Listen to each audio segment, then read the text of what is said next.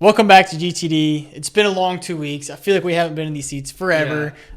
With some, just a lot of work. Final Four happened. Yeah, I was in San Antonio, and then for Easter, I was dead. So there's a spiel on that. But we're back, and we're going to start it off with MLB, and more specifically, our preseason. We've been cheating a little bit. We're 4 weeks into the season now. But our preseason. You're supposed to record this 2 weeks ago and talk about these. But, yeah. And those picks have not changed since then. Yeah. So, you'll probably see once we start talking about these guys. Yeah. But our picks for MVP, Cy Young, and Rookie of the Year, your basic awards for MLB.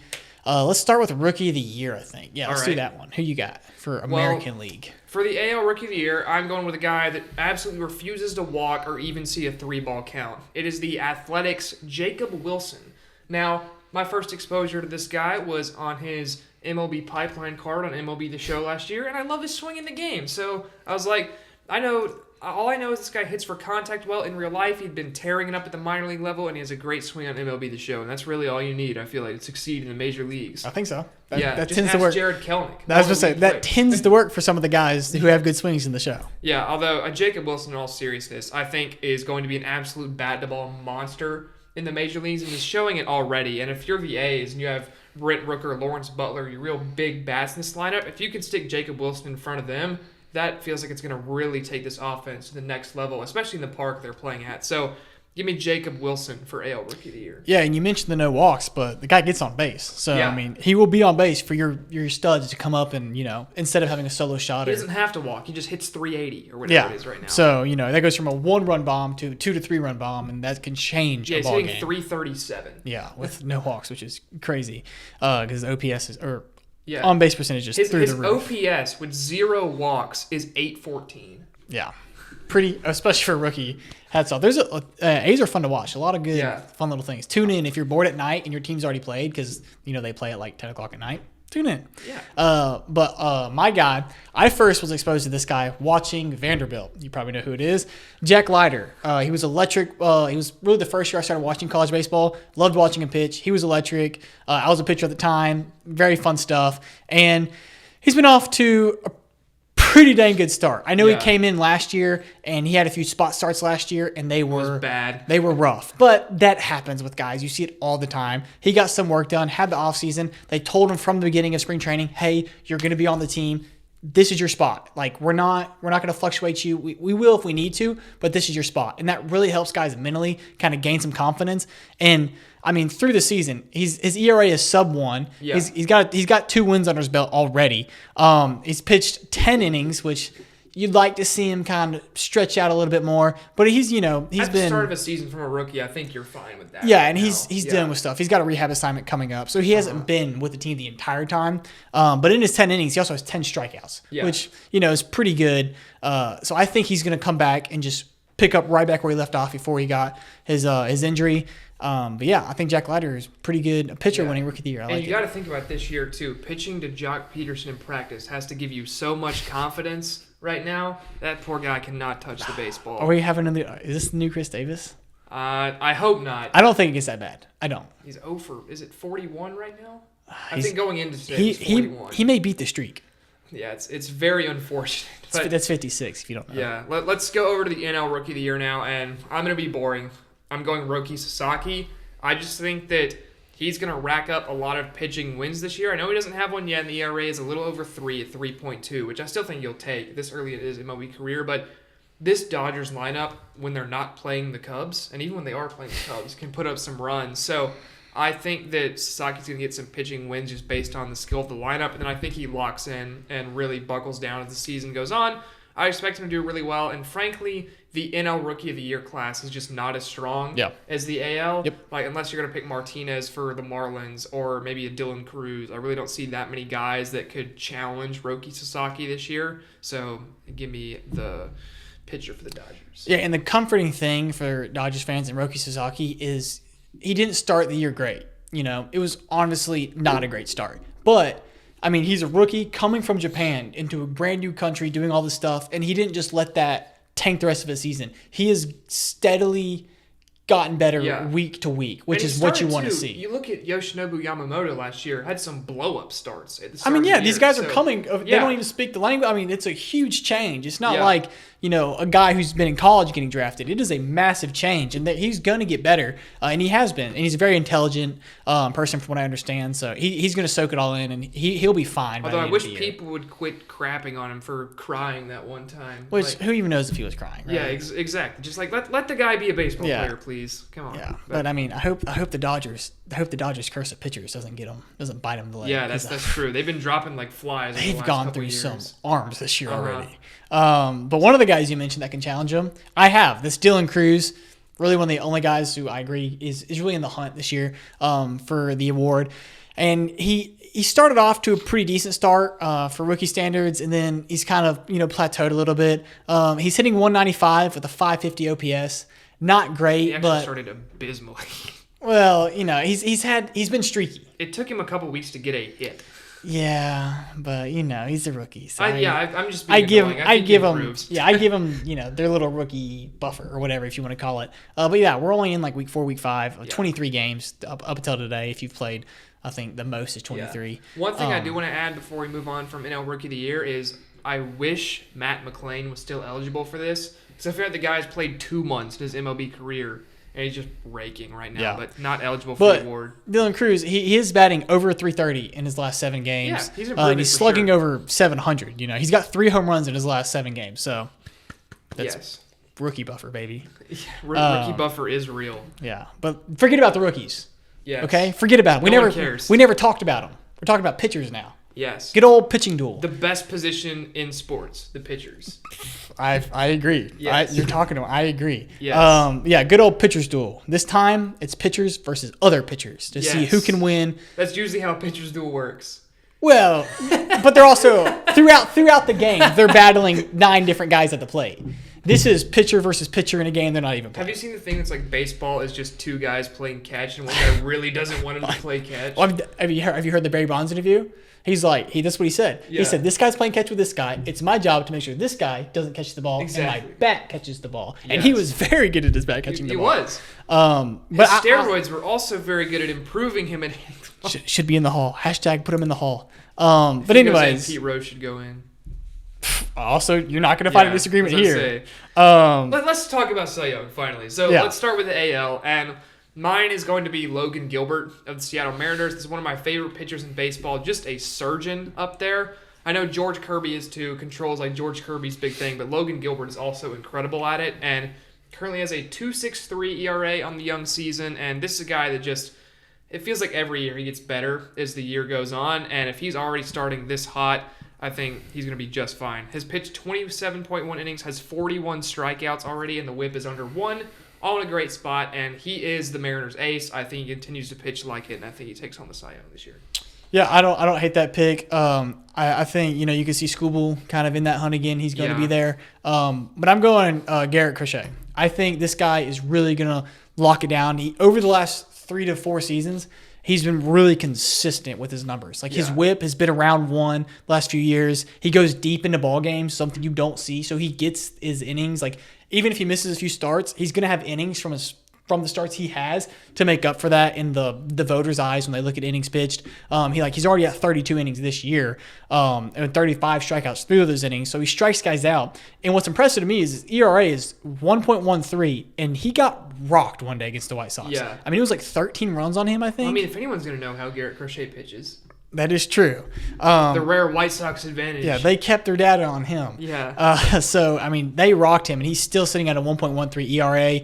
The Red Sox, their pitching has not been as good as one would have anticipated coming into the year. Believe me, I am fully aware.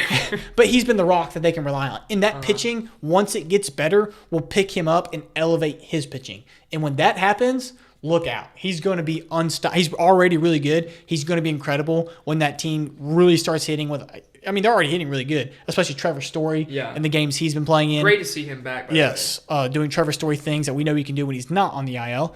But yeah, once this pitching staff really kind of Walker Buehler and all those guys start to get comfortable, he'll elevate, and I think he's going to cruise into the Cy Young. Yeah, I definitely think he's a possibility as well. One of the, I think, best free agent pickups of this offseason for sure. But over in the NL, I got to back my guy. It's Hunter Green. And he currently has an ERA of 2.35 across 5 starts, is averaging 6 innings a start, despite going only about 4 versus the Orioles and allowing 5 runs in that start. So, even, like you said with Crochet, even with the blow-up start, the stats are still incredible.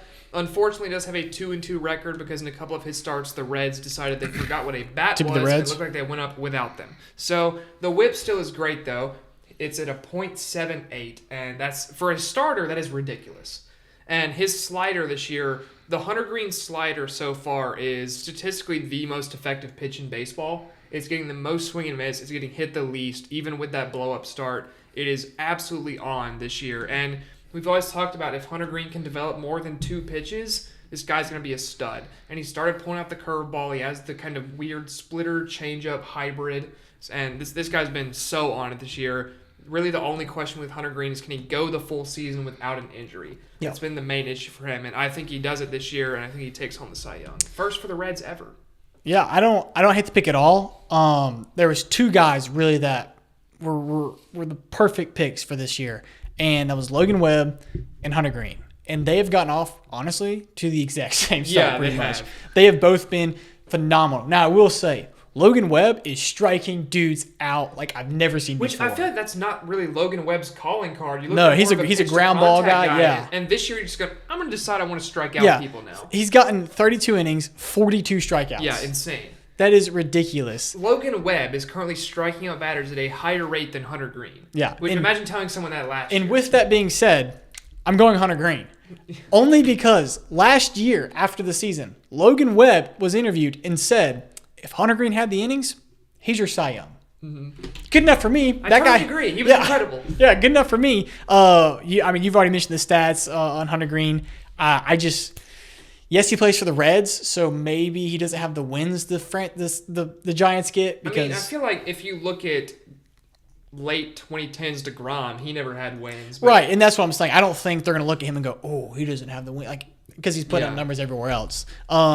And the impressive thing from Hunter Green is he's going deeper into ball games. Yeah. And that's really what sold me. He is going into the 6th inning more, going into the 7th occasionally. He's stretching his starts. He went into the 8th this year as well, I believe. Exactly. Actually, it was versus the Giants. He was 1 out away from a complete game shutout. Which you would have never seen from him, 2 years ago. Yeah. So I'm very glad he's stretching it out. So he's also my Cy Young pick. All right, on to the big one. It's MVP time. And let's start with the AL, where, to everyone's shock, it's Aaron Judge. Lawrence Butler. No, it's Aaron Judge.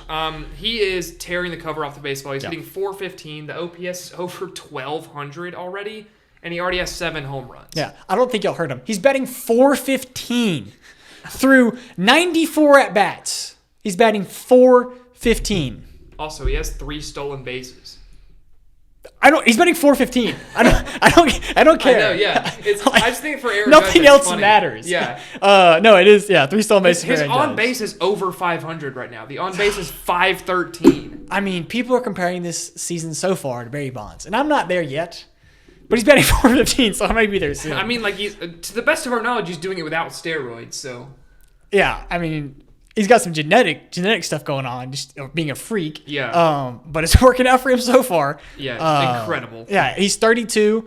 I know early in his career there were questions about how he would play and how long he'd be able to play because of his size. Crazy he's already 32, by the way. Yeah, and his funky kind of stature. There's been some, medical questions like, oh, is this going to work? Because you see that in the NBA all the time when those guys just can't last. But he looks healthy. .415 looks pretty healthy to me. So, I mean, Aaron Judge is also my MVP pick. Yeah. So I guess let's just bounce to the National League when we can talk about differences. Okay. National League. In our document, I have 2 names written down. I'm just going to talk about my pick, and then I'll go to the other guy that I had written down. I'm going Kyle Tucker. I thought it was Henry Davis. You thought wrong, my friend. So when I wrote this, Kyle Tucker was arguably the best player in the National League, or maybe the best player in baseball. when we had wrote this because he was just on a heater. I'll give you National League. Yeah, definitely National League. It was like I think it was right before he won National Player of the Week or month or whatever that was. But he was just on a heater, and the Cubs fan in me was like, he's not going to do this for long. And he just kept doing it. So I'm going Kyle Tucker, who deserves a blank check and the MVP this year. Hashtag Tom Ricketts give him a blank check. Get ready to learn the Yankees, buddy. Or L.A. Nah, he's going to follow the Cody Bellinger track. He's going to I hope not. But dude, imagine him with the short porch. I want to imagine him with the basket. I like the basket. I like him with the basket. I don't need a short porch. I got the Easter basket. So yeah, he's batting .314 right now with OPS just over 1, which is great. So yeah, he's lighting it up. He's got 7 stolen bases. I mean, the Cubs are playing a little bit of not small ball with bunting. I mean, PCA likes to bunt.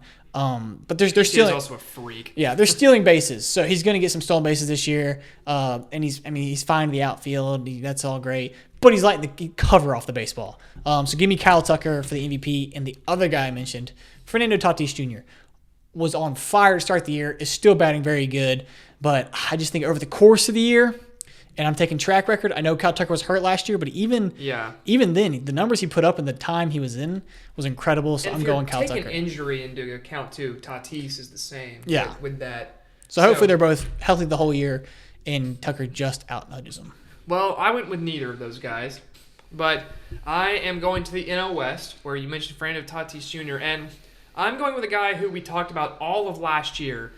Can he get it back together? This guy's struggling massively. A huge sophomore slump. Well, Corbin Carroll is back. Yep. And he's back in a big way. He's hitting .330 right now. The OPS is over 1,000. Only 4 steals at this point, so kind of going easy on that. But the reason he has no steals is because he's hitting extra base hits all the time.